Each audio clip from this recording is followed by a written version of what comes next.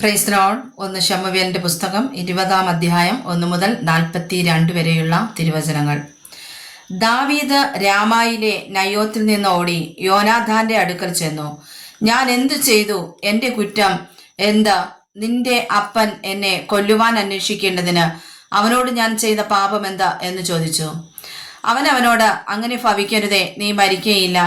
എന്റെ അപ്പൻ എന്നെ അറിയിക്കാതെ വലുതോ ചെറുതോ യാതൊന്നും ചെയ്യുവാറില്ല.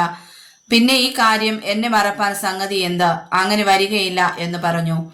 ദാവീദ് പിന്നെയും അവനോട്, എന്നോട് നിനക്ക് പ്രിയമാകുന്നുവെന്ന് നിന്റെ അപ്പൻ നല്ലവണ്ണം അറിയയാൽ യോനാഥാൻ ദുഃഖിക്കാതിരിക്കേണ്ടതിന് അവൻ ഇത് ഗ്രഹിക്കരുത് എന്ന് അവൻ വിചാരിക്കുന്നു. എന്നാൽ യഹോവയാണ് നിന്നാണ്, എനിക്കും മരണത്തിനും മധ്യേ ഒരടി അകലം മാത്രമേയുള്ളൂ എന്ന് സത്യം ചെയ്തു പറഞ്ഞു. അപ്പോൾ യോനാഥാൻ ദാവീദിനോട്, നിന്റെ ആഗ്രഹം എന്ത്? ഞാൻ അത് ചെയ്തു തരും എന്ന് പറഞ്ഞു. ദാവീദ് യോനാഥാനോട് പറഞ്ഞത്, നാളെ അമാവാസിയാകുന്നു. ഞാനും രാജാവിനോടുകൂടെ പന്തിഭോജനത്തിനിരിക്കേണ്ടതല്ലോ. എങ്കിലും മറ്റന്നാൾ വൈകുന്നേരം വരെ വയലിൽ ഒളിച്ചിരിപ്പാൻ എനിക്ക് അനുവാദം തരണം. നിന്റെ അപ്പൻ എന്നെ കാണാഞ്ഞിട്ട് അന്വേഷിച്ചാൽ ദാവീദ് സ്വന്തം പട്ടണമായ ബത്ലഹേമിലേക്കൊന്ന് പോയി വരേണ്ടതിന് എന്നോട് താല്പര്യമായി അനുവാദം ചോദിച്ചു. അവന്റെ കുലത്തിനെല്ലാം അവിടെ വർഷാന്തരയാഗമുണ്ട് എന്ന് ബോധിപ്പിക്കണം. കൊള്ളാമെന്ന് അവൻ പറഞ്ഞാൽ അടിയനു ശുഭം. അല്ല, കോപിച്ചാൽ അവൻ ദോഷം നിർണയിച്ചിരിക്കുന്നു എന്ന് അറിഞ്ഞുകൊള്ളണം. എന്നാൽ അങ്ങുന്ന് അടിയനോട് ദയ ചെയ്യണം. അടിയനുമായി യഹോവയെ സാക്ഷിയാക്കി സഖ്യത ചെയ്തിട്ടുണ്ടല്ലോ. വല്ല കുറ്റവും എന്നിലുണ്ടെങ്കിലോ അങ്ങുന്ന് തന്നെ എന്നെ കൊല്ലുക. അപ്പന്റെ അടുക്കൽ എന്നെ കൊണ്ടുപോകുവാൻ എന്തോരാവശ്യം? അതിന് യോനാഥാൻ, അങ്ങനെ നിനക്ക് വരാതിരിക്കട്ടെ.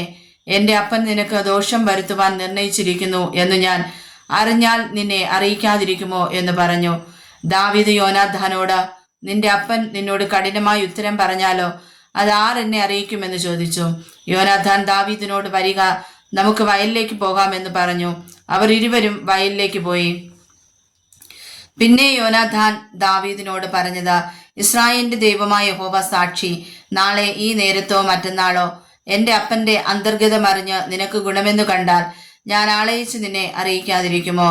എന്നാൽ നിന്നോട് ദോഷം ചെയ്യുവാനാകുന്നു എന്റെ അപ്പന്റെ ഭാവമെങ്കിൽ ഞാനത് നിന്നെ അറിയിച്ച് നീ സമാധാനത്തോടെ പോകേണ്ടതിന് നിന്നെ പറഞ്ഞയക്കാതിരുന്നാൽ യഹോവ യോനാഥാനോട് തക്കവണ്ണവും അധികവും ചെയ്യട്ടെ. യഹോവ എന്റെ അപ്പനോട് കൂടെ ഇരുന്നത് പോലെ നിന്നോട് കൂടെയും ഇരിക്കുമാറാകട്ടെ.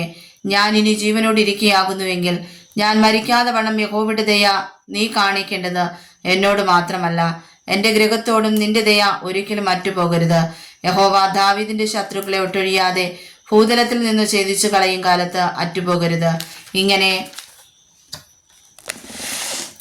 യോനാഥാൻ ദാവീദിന്റെ ഗൃഹത്തോട് സഖ്യത ചെയ്തു. ദാവീദിന്റെ ശത്രുക്കളോട് യഹോവ ചോദിച്ചുകൊള്ളും. യോനാഥാൻ സ്വന്തം പ്രാണനെ പോലെ ദാവീദിനെ സ്നേഹിക്കിയാൽ തന്നോടുള്ള സ്നേഹത്തെ ചൊല്ലി അവനെ കൊണ്ട് പിന്നെയും സത്യം ചെയ്യിച്ചു. പിന്നെ യോനാഥാൻ ദാവീദിനോട് പറഞ്ഞത്, നാളെ അമാവാസിയാകുന്നുവല്ലോ. നിന്റെ ഇരിപ്പിടം ഒഴിഞ്ഞിരിക്കുമ്പോൾ നീ ഇല്ലെന്നു കാണും. 3 ദിവസം കഴിഞ്ഞിട്ട് കാര്യം നടന്ന അന്ന് നീ ഒളിച്ചിരുന്ന സ്ഥലത്തേക്ക് വേഗത്തിൽ ഇറങ്ങി വന്ന് ഏസൽ കല്ലിന്റെ അരികെ താമസിക്കണം. അപ്പോൾ ഞാൻ അതിന്റെ ഒരു വശത്ത് ഒരു ലാക്കി നെയ്യുന്ന ഭാവത്തിൽ 3 അമ്പെയ്യും. നീ ചെന്ന് അമ്പ് നോക്കി എടുത്തുകൊണ്ട് വരിക എന്ന് പറഞ്ഞ് ഒരു ബാല്യക്കാരനെ അയക്കും.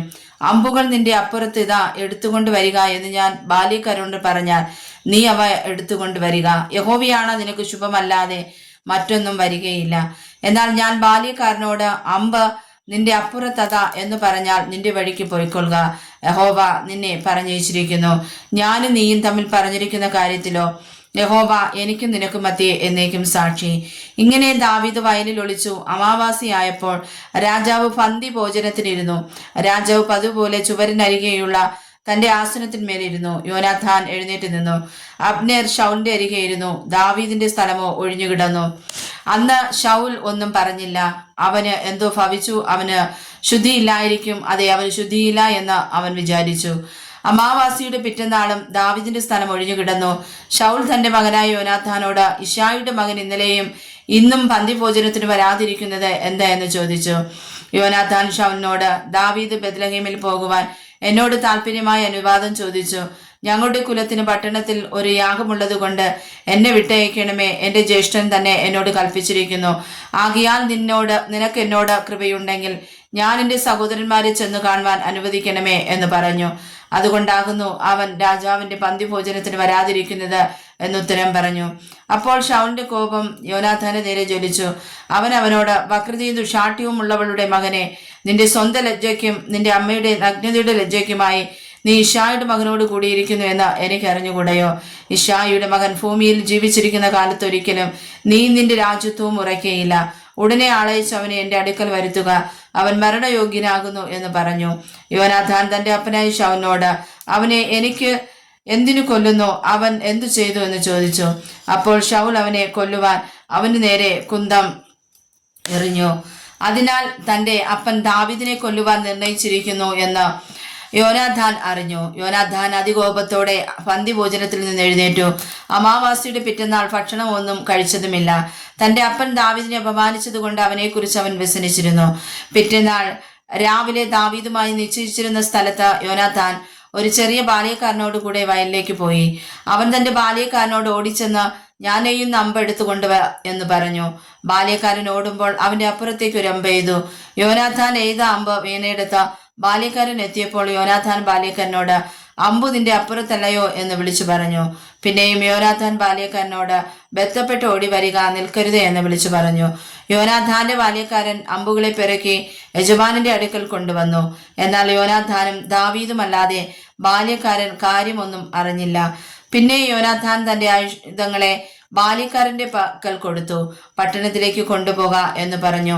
ബാല്യക്കാരൻ പോയ ഉടനെ ദാവീദ് തെക്കുവശത്ത് നിന്ന് എഴുന്നേറ്റ് വന്ന് 3 പ്രാവശ്യം സാഷ്ടാംഗം വീണ് നമസ്കരിച്ചു. അവർ തമ്മിൽ ചുംബനം ചെയ്ത് കരഞ്ഞു. ദാവീദ് ഉച്ചത്തിൽ കരഞ്ഞുപോയി. യോനാഥാൻ ദാവീദിനോട്, യഹോവ എനിക്കും നിനക്കും എന്റെ സന്തതിക്കും നിന്റെ സന്തതിക്കും മധ്യേ എന്നേക്കും സാക്ഷി എന്നിങ്ങനെ നാം ഇരുവരും യഹോവയുടെ നാമത്തിൽ സത്യം ചെയ്തിരിക്കൊണ്ട് സമാധാനത്തോടെ പോകാം എന്ന് പറഞ്ഞു. അങ്ങനെ അവൻ എഴുന്നേറ്റ് പോയി. യോനാഥാനോ പട്ടണത്തിലേക്ക് പോന്നു. വായിച്ചതായ തിരുവചനങ്ങളാൽ കർത്താവ് നമ്മെ ശ്രേഷ്ഠമായി അനുഗ്രഹിക്കുമാറാകട്ടെ. ആമേൻ.